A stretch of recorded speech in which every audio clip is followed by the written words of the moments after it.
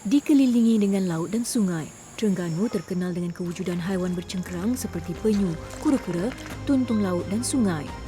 Namun masa depan haiwan-haiwan terutamanya tuntung sungai diambang kepupusan kerana habitat semula jadi kini semakin terancam berikutan kepesatan pembangunan yang tidak terkawal.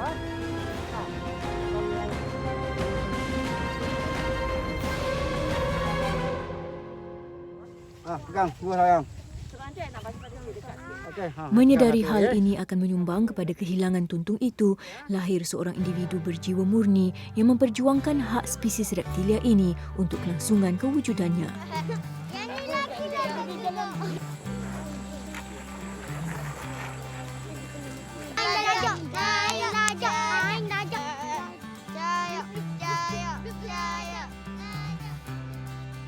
Hari ini kita akan buat pelepasan tuntung yang mana yang kita dah hak pera dah ni dalam mungkin dalam hak yang besar sikit yang matang lah, lebih kurang dalam umur dia dalam 2 tahun atau 3 tahun kita akan lepas sungai ni hari ni mungkin dalam 10 atau 15 ekor.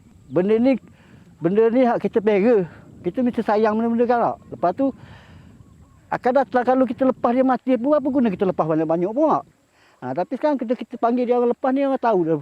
Oh, tuntung gini-gini. Budak-budak akan tahu akan datang. Satu, dua, tiga. Okey. Laju. Bye-bye dia. Bye-bye. Lalu. Tidak mengambil enteng akan hal kepupusan reptilia itu, Persatuan Badan Bukan Kerajaan Turtle Conservation Society mengambil inisiatif mengadakan aktiviti melepaskan anak tuntung bersama segelintir kanak-kanak di tebing sungai Pasir Gajah Kemaman untuk memupuk rasa tanggungjawab dan kasih kepada haiwan ini dalam kalangan generasi muda.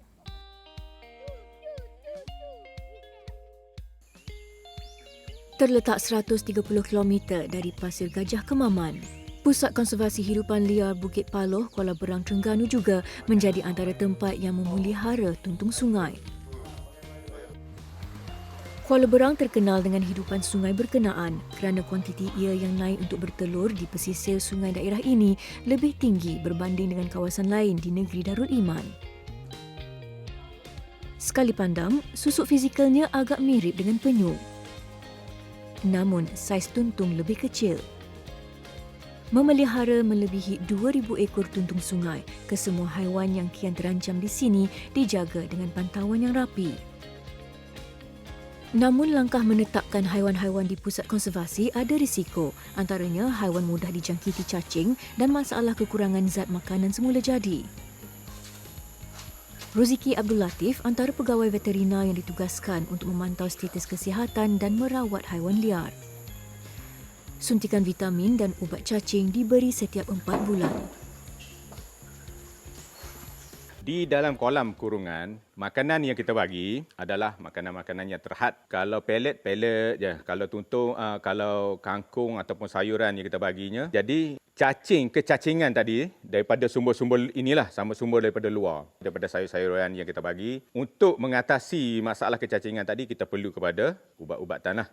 Dan satu lagi, keperluan mineral semula jadi ni. Sama ada dari segi kalsium ataupun vitamin-vitamin. Kita perlu bagikan sebagai tambahan. Kalau di habitat asal, dia tahu dah dia apa yang dia makan, apa yang dia cari adalah semula jadi, dah complete balance untuk keperluan tubuh dia. Bak kata pepatah, sediakan payung sebelum hujan. Pihak perhilitan di Pusat Konservasi Hidupan Liar Kuala Berang sentiasa bersedia dengan sebarang kemungkinan yang bakal menimpa ke atas tuntung sungai di sini. Walaupun rekod sebelum ini menunjukkan kecacingan bukan penyebab kematian, ubat cacing akan diberikan buat kesemua reptilia ini yang berusia melebihi 1 tahun.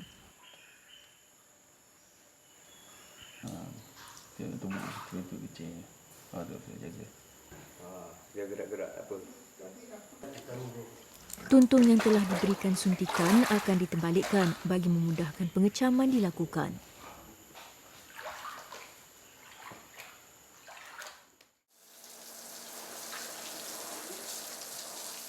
Faktor kebersihan di pusat konservasi juga diberi keutamaan kerana berbeza dengan habitat semula jadi, Air yang terkumpul dan bercampur dengan tinja tuntung akan menghasilkan lumut jika tidak kerap dibersihkan.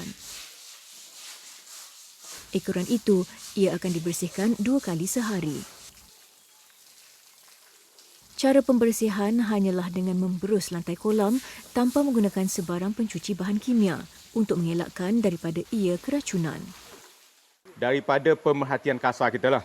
Jadi pekerja tu yang paling rapat sekali dengan tuntung sebab tiap-tiap hari ataupun 2 hari sekali dia akan cuci kandang, dia akan nampaklah kesan-kesan pada badan ataupun cengkerang tuntung tu ada kesan-kesan fungus. Jadi daripada situ kita terus buat rawatan susulan sama ada 2 hari sekali ataupun 3 hari sekali kita taruh garam, larutan garam. Walau sudah tiada kes kulat yang didapati beberapa tahun terdekat, garam akan sentiasa dilarutkan dalam air tapungan kolam jagaan tuntung setiap kali selesai proses pembersihan kolam. Makanan utama hidupan liar air tawar ini adalah anak ikan, tumbuh-tumbuhan dan sayuran. Selain menyediakan pelet ikan sebagai makanan utama, setiap hari 4 kg makanan berserat seperti pisang dan sayuran diberikan kepada 50 ekor tuntung sungai dewasa. Bagi anak yang berusia kurang setahun pula, hanya pelet ikan yang akan disediakan.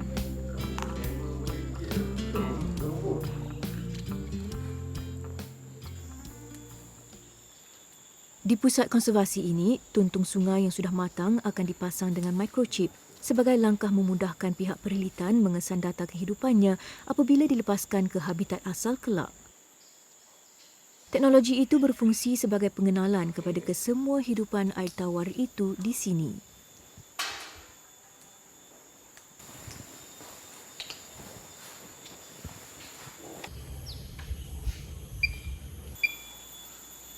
Okey, nombor nampak.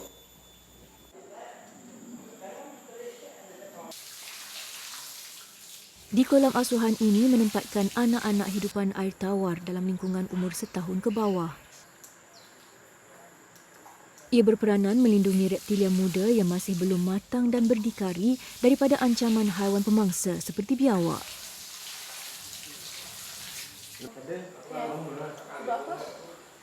Kolam asuhan akan diberi perhatian yang lebih berbanding dengan kolam lain kerana di peringkat usia ini, kadar peratusan mortaliti anak tuntung sungai lebih tinggi.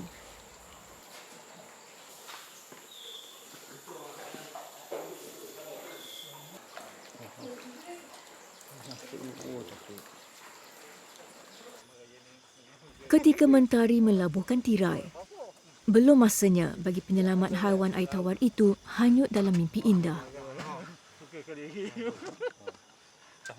Ada misi yang lebih penting yang harus mereka laksanakan. Jam 10 malam, petugas perkhidmatan dan orang kampung yang diupah untuk mencari telur tuntung di persisiran Sungai Terengganu bersiap sedia untuk memulakan tugasan mereka.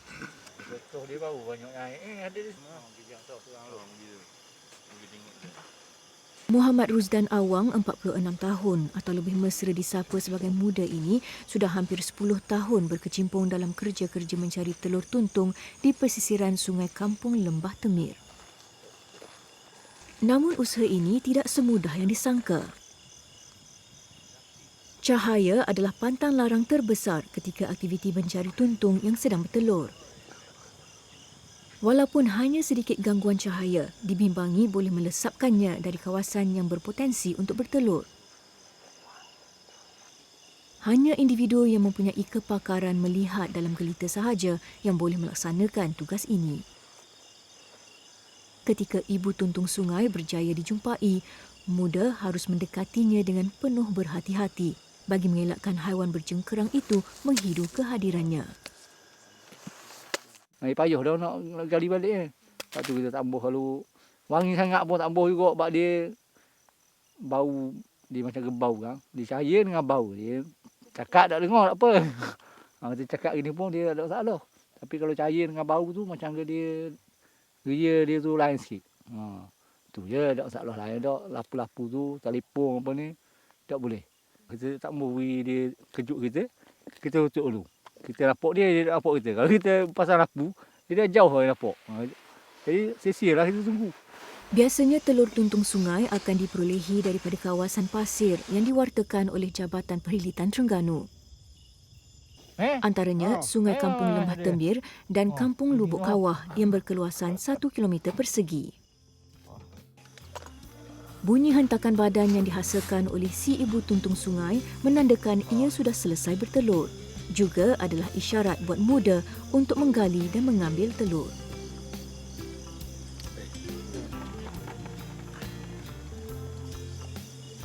Telur akan disimpan di dalam bekas dengan penuh teliti bagi mengelakkan daripada berlakunya kecacatan. Jika tersalah teknik, peratusan untuk ia menetas dengan sempurna akan berkurangan.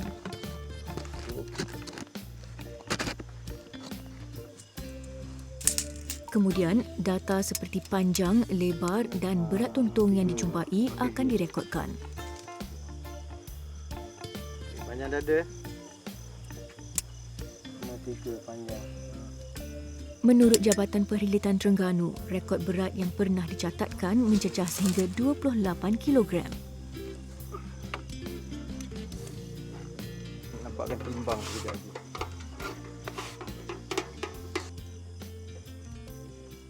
Okey, tak dah. Okey, 17. 17 hal. Okey.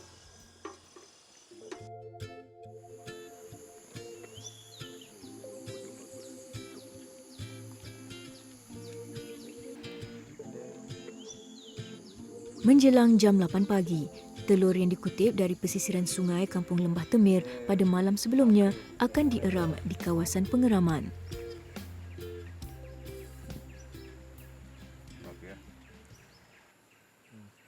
Telur ni kita collect dari Sungai Terengganu di Pasir Temeng dan proses pengeraman ni mengambil dalam masa 85 hari.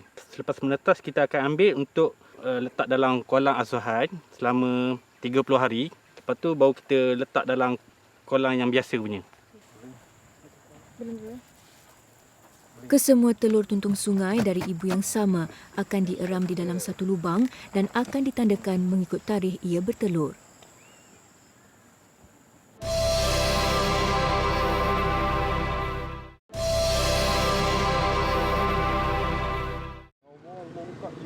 Di Kampung Pasir Gajah Kemaman pula, sebuah badan bukan kerajaan yang dikenali dengan nama Turtle Conservation Society (TCS) ditubuhkan oleh Chen Pelfnyo, seorang penyelidik haiwan marin yang berminat dalam memelihara populasi tuntung di Malaysia sejak tahun 2011. Mesra disapa sebagai Mek Tuntung oleh penduduk setempat, Pelf bukan sahaja menumpukan kepada misi menyelamatkan spesies berkenaan. Wanita kelahiran Melaka ini juga menjalinkan hubungan yang akrab dengan orang kampung dan sering melakukan aktiviti kesedaran bersama mereka. Tuntung atau nama saintifiknya Batagor affinis mempunyai jangka hayat sehingga puluhan tahun. Namun, ia sering diancam oleh aktiviti manusia seperti pengambilan telur sebagai makanan dan projek sedut pasir yang mengancam habitat haiwan reptilia ini dan menyebabkan populasinya semakin berkurangan. Bilangan tuntung semakin menjunam, semakin menjatuh sampaikan tuntung ini telah disenaraikan sebagai tuntung air tawar yang dekat nak pupus. Dalam senarai tertinggi 25 spesies tuntung ni di seluruh dunia, mereka bakal pupuslah kalau usaha konservasi tidak dijalankan. Turtle Conservation Society (TCS) juga berfungsi sebagai tempat penyelidikan. Dr. Dahlia Siddiq, antara individu yang melakukan kajian mengenai masalah pertumbuhan kulat di kawasan penetasan telur tuntung sungai di sini. Dipercayai gejala penyebaran parasit ini juga boleh menyumbang kepada faktor yang mengancam pertambahan populasi haiwan itu. Penyebaran kulat di kawasan hatchery ini kita nak kurangkan. Jadi apa kita buat setakat ini, mana sarang-sarang yang mungkin kita dapati terlalu banyak sangat jangkitannya, maknanya telur tuntung tu banyak yang busuk, ada simptom kulat. Jadi yang tu kita akan buat rawatan. Setakat ini pun rawatan kami pun masih dalam kajian. Jadi kita pakai natural product lah. So antaranya macam contoh antara yang kita sedang dalam kajian bersama kumpulan Dr. Pef, kita pakai extraction daun mambu dan juga extraction daripada kunyit. Itu macam dia memang anti kulat. antimicrobes. So setakat ini masih dalam kajian. Sampel telur tuntung yang menunjukkan simptom dijangkiti kulat dan pasir di sarang penetasan akan diambil serta dibawa ke makmal untuk dikaji.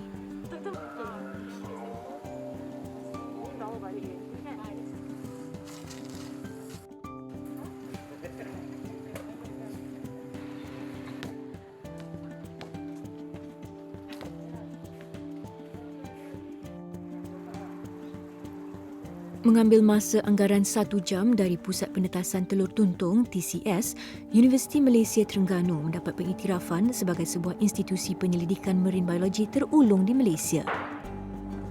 Dr. Dahlia yang juga pensyarah universiti ini turut melakukan kajian mengenai kulat pada kawasan penetasan telur tuntung. Sampel pasir yang dijangkiti kulat akan melalui proses pencairan bersiri dan akan dibiarkan di dalam pinggan PDA untuk kulat mengalami proses pertumbuhan. Ia bagi memperolehi koloni kulat.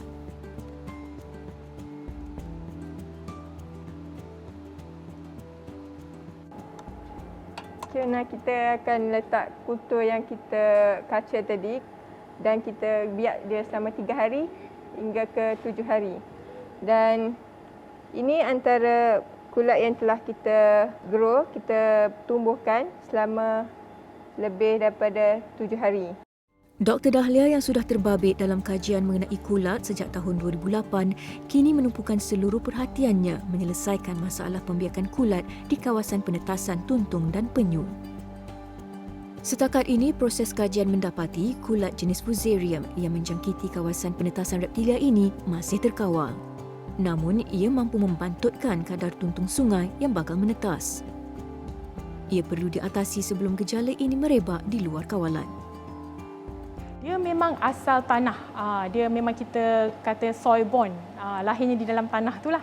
Jadi kulat-kulat ni memang kebanyakannya dah ada laporan pada tanaman, tumbuh-tumbuhan lah jangkitan. Dan kini kita dapati kulat seperti yang kita identifikasi Fusarium spesies ni, dia mula merebak di kawasan-kawasan sarang hatchery seperti tuntung dan juga penyu.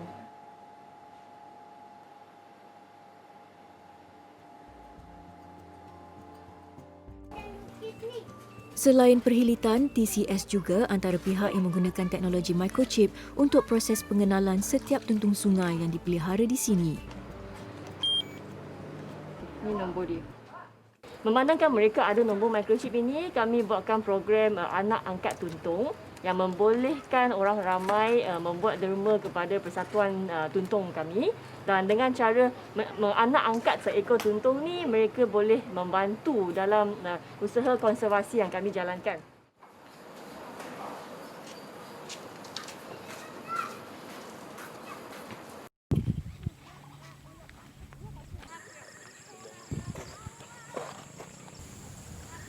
Hari ini beberapa anak tuntung sungai akan dilepaskan ke rumah asal mereka. Duduk sini. Wazil Mahat, 57 tahun, yang aktif menjadi sukarelawan dalam projek konservasi tuntung bersama TCS bertanggungjawab membantu dalam proses pelepasan anak reptilia bercengkeram ini. Norma menjual telur tuntung untuk dimakan dalam kalangan penduduk kampung menjadikan populasinya yang naik ke pesisiran Sungai Kampung Gajah untuk bertelur semakin berkurangan dari tahun ke tahun. Pasal kita tengok sekarang ni, ibu yang naik kat sungai pun, yang naik kat pasir setiap malam pun makin kurang, bukan macam dulu dah. Kalau dulu, Sungai Pasir Gajah ni, tiap betul pasir tu, tiap pasir ada tu ada ibu naik telur. Tapi sekarang ni kita boleh pilih berapa yang ada pasir yang ibu naik bertelur. Kalau dulu ni pasir yang kita lepas ni, kalau dulu banyak. Tapi sekarang tahun ni satu ekor je ada naik sini. Gila tak geruk. Yang ni lagi dah. Aktiviti pelepasan tuntung sungai yang membabitkan generasi muda bukan sahaja memberi pengalaman bermakna buat mereka. Ia juga mampu memupuk rasa cinta terhadap spesies hampir pupus ini.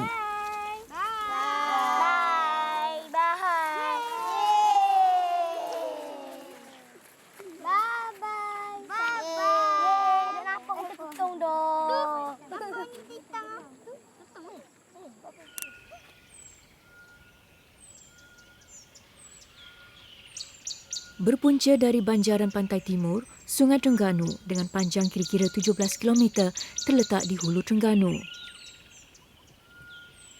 Ia adalah habitat utama tuntung sungai di negeri ini.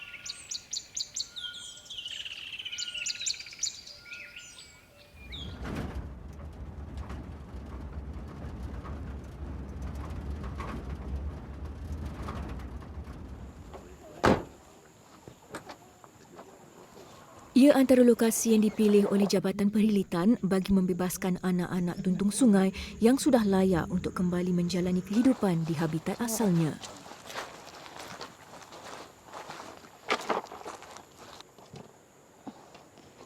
Setiap tahun, anggaran 800 telur tuntung akan menetas di Pusat Konservasi Tuntung Bukit Paloh. Kemudian, kesemua anak tuntung yang mencecah usia setahun yang dikira sudah cukup matang untuk berdikari akan dilepaskan ke habitat asal.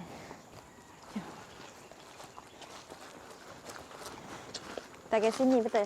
Betul ke ada saya? Okey. Bye. Oh, laju.